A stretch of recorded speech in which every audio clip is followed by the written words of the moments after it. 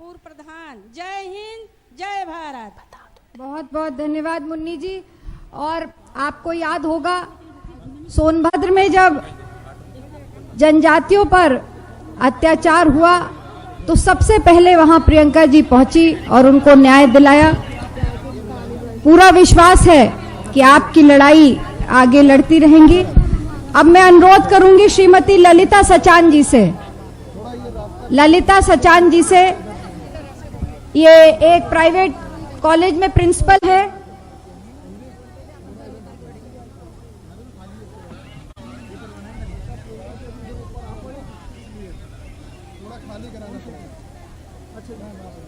आदरणीय दीदी जी को तहे दिल से अभिनंदन। और सभी महिलाओं को जो हमारे बीच आई हुई हैं उनको एक नारा दिया गया, मैं लड़की हूँ, लड़ सकती हूँ। इसके लिए ये लोग आगे बढ़ कर के आई हैं, इनकी समस्याएं सुनने के लिए हमारे बीच में हुई हैं। उन्हीं में से हम भी एक हैं। हम कामतगिर पब्लिक स्कूल करबी चित्रकूट में चलाते हैं। हमारा प्राइवेट शिक्षण संस्थान है जिसमें कि हमें भी काफ़ी दिन 22 साल से स्कूल चला रहे हैं, बहुत ही संघर्ष कर रहे हैं। हर स्कूलों को सुविधाएं दी जाती हैं लेकिन प्राइवेट स्कूलों को कोई शिक्षा नहीं, कोई सुविधाएं नहीं दी जा रही हैं। तो दीदी जी से हमारा अनुरोध है कि कुछ हम प्राइवेट स्कूलों के लिए भी कुछ करें, जिससे कि हमारे कुछ महिलाएं हैं जिनके बच्चों का पठन पाठन रुका हुआ है।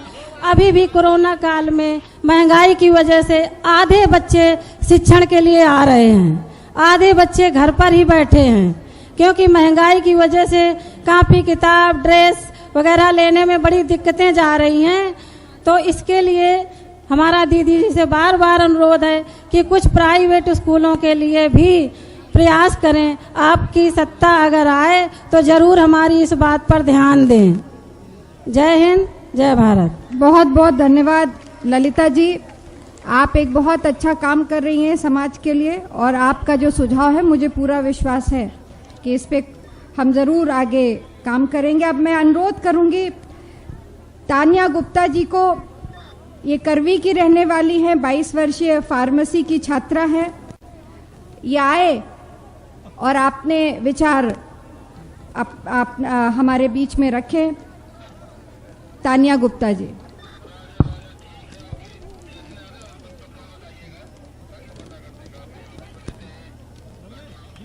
इसके बाद निर्मला भारती जी, जो जिला पंचायत बेहट से खडेहा से पूर्व जिला पंचायत है। निर्मला भारती जी, मैं उनसे अनुरोध करूंगी कि इसके बाद वो मंच पे। सबसे पहले मैं अपनी प्रियंका मैम को बहुत बहुत नमस्कार करती हूँ और चित्रकूट में इस पावन स्थली में आपने आ करके हमारी इस स्थली को और पवित्र कर दिया है। मैं तानिया गुप्ता एक डी फार्मेसी की स्टूडेंट हूँ और यहाँ पे मैं ट्रेनिंग करती हूँ। यहाँ पे डिस्ट्रिक्ट हॉस्पिटल से ट्रेनिंग कर रही हूँ। डिस्ट्रिक्ट हॉस्पिटल से ट्रेनिंग कर रही हूँ। मैंने डी फार्मेसी अपनी भोपाल में कंप्लीट करी है, क्योंकि यहाँ पे ऐसा कोई साधन नहीं था कि मैं यहाँ पे कर पाऊँ। तो मैं चाहती हूँ कि मैम यहाँ पे एक ऐसा मेडिकल कॉलेज खुले कि यहाँ की लड़कियों को बाहर ना जाना पड़े। और इस करवी क्षेत्र जो है हमारा बहुत पिछड़ा हुआ क्षेत्र है, तो यहाँ पे लड़कियों को पूरी सुख सुविधा यहीं पे मिलनी चाहिए। और मैं अधिकतर देखती हूँ, मैं ट्रेनिंग कर रही हूँ वहाँ पे हॉस्पिटल में, तो बहुत सारे ऐसे भी पेशेंट आते हैं जो बहुत सीरियस कंडीशन में होते हैं और उनको डॉक्टर तुरंत रिफर कर देते हैं इलाहाबाद के लिए। तो यहाँ पे एक ऐसा स्वास्थ्य व्यवस्था भी होना चाहिए जिसकी वजह से यहीं पे सारा हो जाए, क्योंकि 70 से 80% लोग जब वहाँ जाते जाते बीच रास्ते में उनकी जान चली जाती है। तो मैं चाहती हूँ यहाँ पे एक ऐसी सुविधा भी होना चाहिए। और आपने महिलाओं को इतना प्रोत्साहन देते हुए इतना अच्छा काम किया है, उनको आपने स्कूटी और मोबाइल बांटने का भी संकल्प लिया है, तो उसके लिए बहुत बहुत धन्यवाद। और thank you so much ma'am, यहाँ आकर के आपने बहुत, थैंक यू सो मच। धन्यवाद तानिया जी। आपने एक बहुत अच्छी बात पूरे मुझे लगता है चित्रकूट के लिए कही कि हाँ एक मेडिकल कॉलेज की स्थापना होनी चाहिए, बहुत पिछड़ा हुआ इलाका है। अब मैं अनुरोध करूंगी निर्मला भारती जी, पूर्व जिला पंचायत खडेहा से आई हैं, मैं उनसे अनुरोध करूंगी कि वो मंच पे आएं और अपने विचार रखें।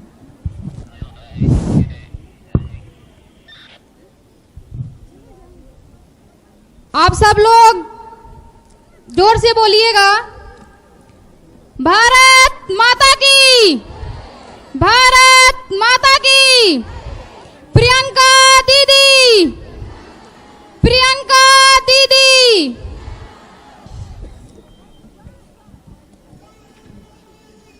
दीदी मैं अपनी बात अपनी भाषा में कहूंगी।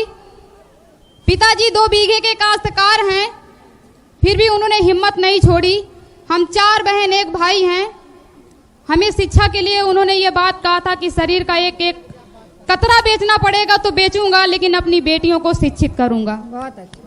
बीए करवाए, LLB करवाए, LLM करवाए, MSW करवाए, मास्टर ऑफ सोशल वर्क। मैं ये सब पढ़ाई पढ़ी और दलित समुदाय की बेटी हूं। मैं चमार परिवार से बेटी हूं। चमार परिवार में जन्मी, निर्धन परिवार में जन्मी। ऊपर वाला ने जन्म तो दे दिया, हुनर दे दिया, प्रतिभा दे दी, लेकिन कहीं ना कहीं मुझे धन से निराश कर दिया। मैं जब 14 साल की थी तब से मैं संघर्ष करती हूँ दीदी, अपने बस्ती के लिए। मेरी बस्ती टोटल दलित समुदाय की बस्ती है। कभी आपका वहां जाना हुआ तो ये मेरी बस्ती का सौभाग्य होगा। आज भी वहां नाली और रोड जैसी दिक्कतें इसका सामना करना पड़ता है। वहां हम लोग किस तरह से जीवन गुजारते हैं ये हम जानते हैं।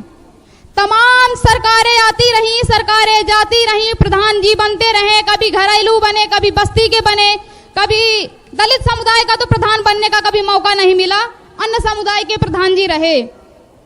मैं मांग करती रही और व्यक्तिगत रूप से दीदी रोड के लिए, नाली के लिए, कोई लड़की पढ़ रही हो, स्कॉलर रुक गया हो, कोई बुजुर्ग महिला हो 60 ईयर नहीं बन रही हो, मैं इन सब चीजों की संघर्ष अकेले करती थी, व्यक्तिगत रूप से करती थी।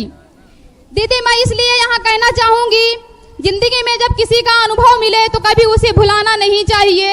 यही माँ बाप सिखाते हैं हमें। मैं एक बार तहसील में दीदी व्यक्तिगत समस्याओं को लेकर के लड़ाई लड़ रही थी और माननीय SDM साहब थे, उस समय उपाध्याय थे, JK उपाध्याय जी, मैं उनसे वार्ता कर रही थी अपनी बस्ती के लिए। वहां के भारतीय किसान यूनियन के राम सिंह पटेल जी जिला अध्यक्ष हैं, वो अपनी कमेटी के साथ गए थे अपनी बात को रखने। उन्होंने ये देखा कि मैं अपनी बात सही कहती हूँ, फिर भी SDM साहब मुझे डांटे और कहा ऐसा नहीं हो सकता।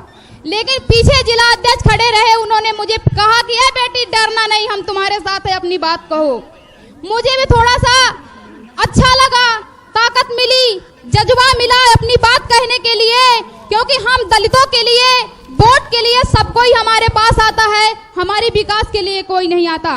दीदी सीधी तस्वीरें आप देख रहे हैं प्रियंका गांधी के उस कार्यक्रम की जो महिलाओं को लेकर, लड़कियों को लेकर इस वक्त वो उत्तर प्रदेश में चला रही हैं।